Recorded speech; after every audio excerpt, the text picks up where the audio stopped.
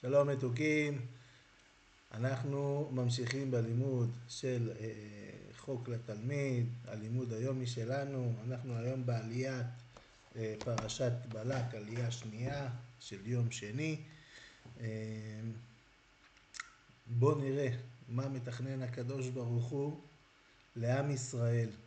דרך אגב, אם תמצאו לי בפרשה איפה מוזכר עם ישראל, במילה עם ישראל, משה רבנו, מישהו מעם ישראל מקבל פרס, מוזכר בפרשה. זו החידה שלכם להיום, תבדקו טוב טוב טוב. אני קורא. ויקום בלעם בבוקר ויאמר אל שרי בלק, לכו אל ארצכם, כי מעין אדוני לתתילה לא חימכם. ויקומו שרי מואב ויבואו אל בלק ויאמרו, מעין בלעם לא חימנו.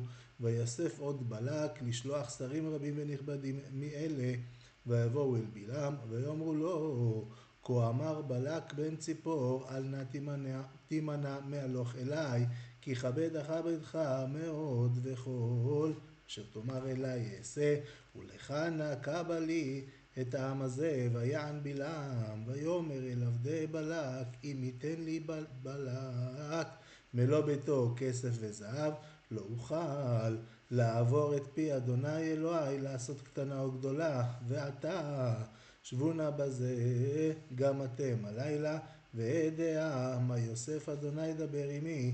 ויבוא אלוהים אל בלעם לילה ויאמר לו, אם לקרוא לך באו האנשים, קום לך איתם, ואך את הדבר אשר אדבר אליך אותו תעשה. כן, אתמול למדנו שבלק נרעש ונרגש, הנה עם ישראל מגיע, חונה ממולו, רוצה לעבור, והוא מבקש עצה איך נלחמים. עכשיו הוא ראה שהוא הביס את האמורי, ניצח את הכנעני ואת העמלקי, ולא יודע מה לעשות, מי יגן עליו. ואז הוא בעצה אחת עם חכמיו שולח לקרוא לבלעם בן באור כדי שיקלל, כי כל מי שבלעם מקלל אותו, אותו בן אדם מקולל, אין לו יותר מזל טוב בחיים. באים שרים ראשונים, דרג, מה שנקרא דרג ג' ב' ג' כזה, שולח לראות, בלק כנראה היה פוליטיקאי טוב, שולח להרגיש את השטח, לראות כמה הוא יצטרך כן לשלם לבלעם שיבוא לקלל. ואז בלעם אומר להם שהקדוש ברוך הוא אמר לו שהוא לא יכול להגיע, שהוא לא יכול ללכת כי העם הזה מבורך. שרי בלק לא מספרים לו שהוא אמר שהקדוש ברוך הוא לא אמר לו, אמרו לו מעין בלעם להלוך עמנו. אז בלק הבין שהוא צריך לשלוח כנראה משלחת יותר מכובדת, לבוא עם הבטחות יותר טובות, יותר מפתות, להביא את בלעם. אני חושב שיש פה איזה משחק, הוא לא חשב, הוא הבין שיש פה איזה משחק של פוליטיקה. כן, אני ממקסם, כן, רוצה את המקסימום לקבל ממך, אם אתה רוצה שאני כבר אסתכן ויקלל את העם הזה.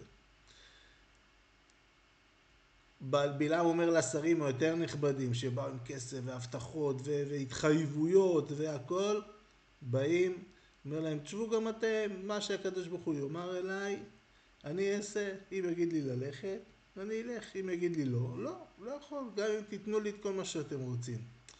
בלילה הזה הקדוש ברוך הוא אומר לבלעם, לך, אתה רוצה כסף, אתה רוצה זהב, אתה רוצה לקלל את עם ישראל, לך. אבל כל מה שאני אומר לך אתה תאמר, לא מה שאתה תרצה לומר. תאמר, אני אחליט, אני אשים לך את הדברים בפיך. בלעם הולך, כן? זה משל נפלא של כמו ילד קטן שמאוד מאוד רוצה חטיף, מאוד מאוד רוצה סוכריה, ואומרים לו לא. והוא כל הזמן מבקש, הוא אומר, טוב, תיקח. ככה היה בלעם. הוא מאוד מאוד רצה לקלל את עם ישראל, מאוד. אז הקדוש ברוך הוא אומר לו בסוף בסרט, תיקח, אבל אני יחליט מה יהיה בסוף. אני אקבע מה אתה תוציא מהפה.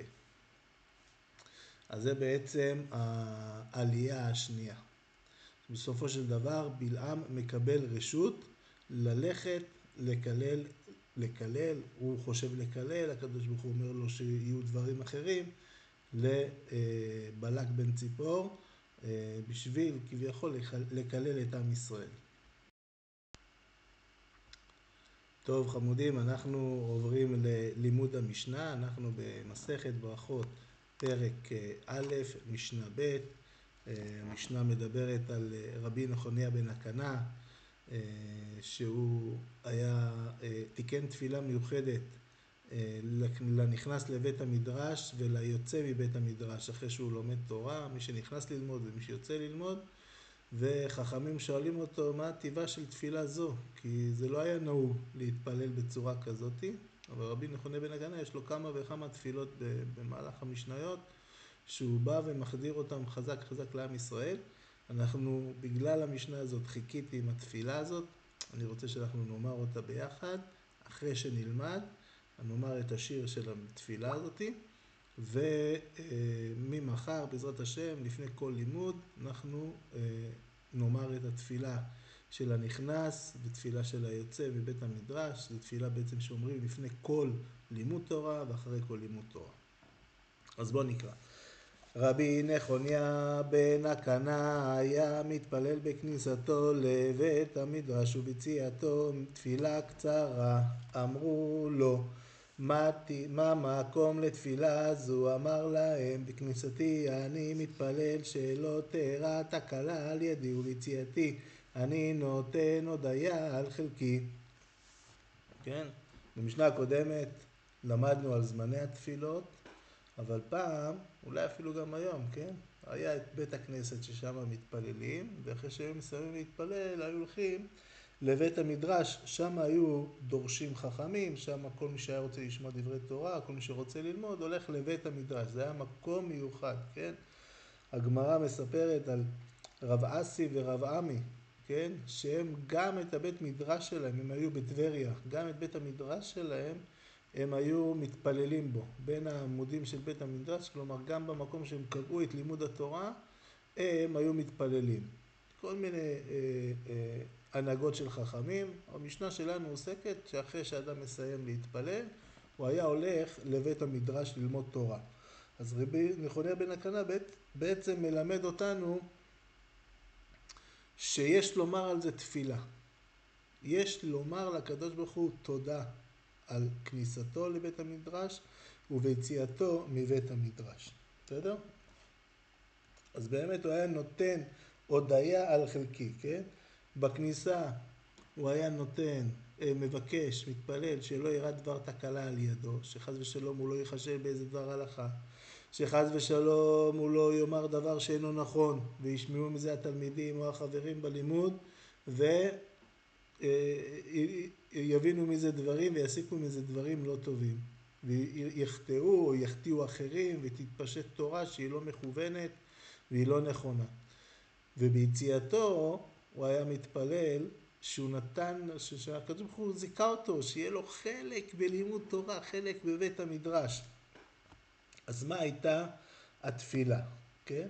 בכניסתו, מה הוא אומר? ככה אומרת הגמרא במסכת ברכות. יהי רצון מלפניך אדוני אלוהי שלא יראה דבר תקלה על ידי, ולא יחשל בדבר הלכה וישמחו בי חבריי, ולא אומר על טמא טהור ולא על טהור טמא, ולא יחשלו חבריי בדבר הלכה וישמח בהם.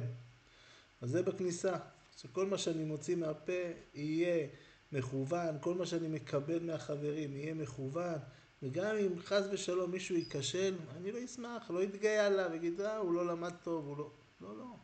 אנחנו מבררים את אמיתתה של תורה בבית המדרש. יכול להיות שמישהו יטעה, יכול להיות שאני בעצמי יטעה, לא צוחקים אחד על השני, לא שמחים בזה. אנחנו רוצים לברר אמיתתה של תורה. ביציאתו מה אומר? מודה אני לפניך אדוני אלוהי ששמת חלקי מיושבי בית המדרש ולא שמת חלקי מיושבי קרנות, שאני משכים והם משכימים. אני משכים לדברי תורה והם משכימים לדברים בטלים. אני עמל והם עמלים. אני עמל ומקבל שכר והם עמלים ואינם מקבלים שכר. אני רץ והם רצים. אני רץ לחיי העולם הבא והם רצים לבאר שחת. כן, ככה רבי נחוניה היה מתפלל. תודה רבה השם שזיכית אותי ללמוד תורה. כמה אנשים יש בעולם. כמה? מתוכם כמה יהודים, ומתוך כל היהודים כמה באמת הולכים ללמוד תורה.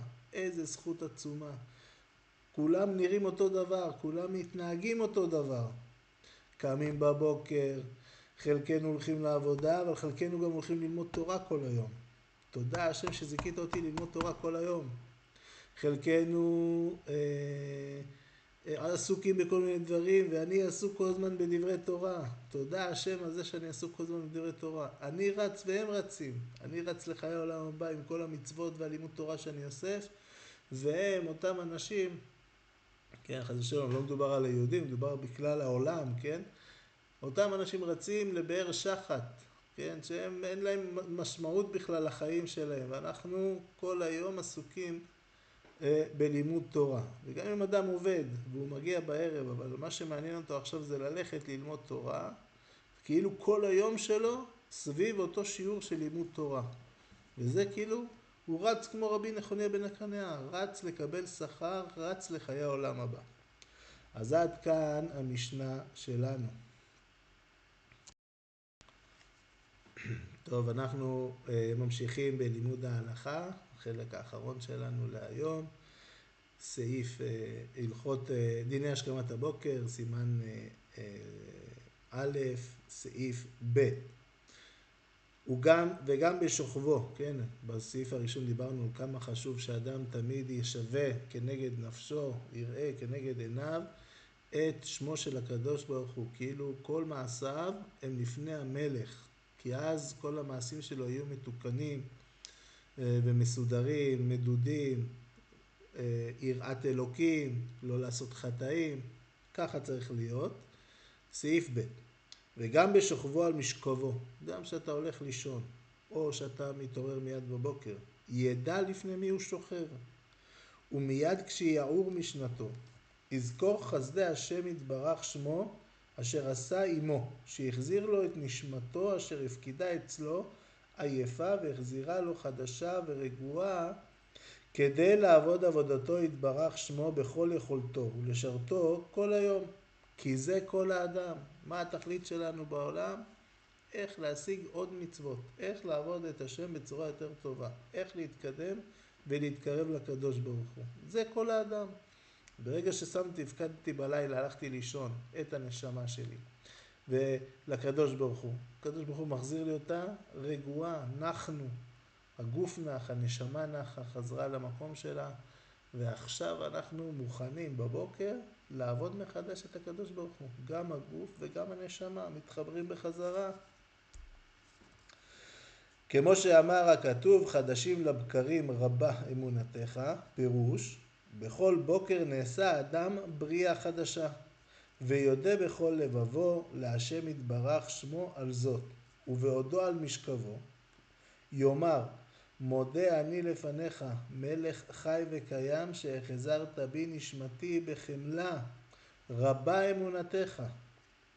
כן, אפילו שעדיין לא נתנו ידיים, ואפילו שעדיין צחצחנו שיניים, ואפילו שעדיין, חייב לומר את זה. אומרים חכמים, כי פה אין עדיין שם השם, אנחנו לא מזכירים שם השם עם פה מתונב, וידע ללא את ידיים, אנחנו אומרים, מודה אני לפניך מלך חי וקיים. אין פה שמו של הקדוש ברוך הוא בפסוק הזה, בהודעה הזאת, ולכן אני עוד על המשכב, כן, הוא מתיישב על המיטה, אומר, מודה אני, תודה רבה השם על כל הטובה שעשית איתי. עכשיו אני מוכן מחזרה, מחדש, לעבוד אותך יותר חזק. אבל צריך לשים לב בפסוק, יש חילוק, כן? צריך להרחיק בין בחמלה לרבה, חכמים אומרים להפסיק ביניהם, כן? מודה אני לפניך מלך חי וקיים, שהחזרת בי נשמתי בחמלה, פסיק.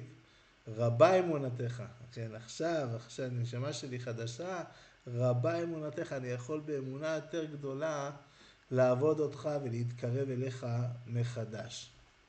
יישר כוח, שיהיה יום טוב. אני מזכיר להמשיך להתפלל על הפצועים ועל החטופים, ולתת כוח בלימוד תורה לכל חיילינו שינצחו במלחמה ויכריעו את כל הרשע בעזרת השם, ועם ישראל ישכון לבטח.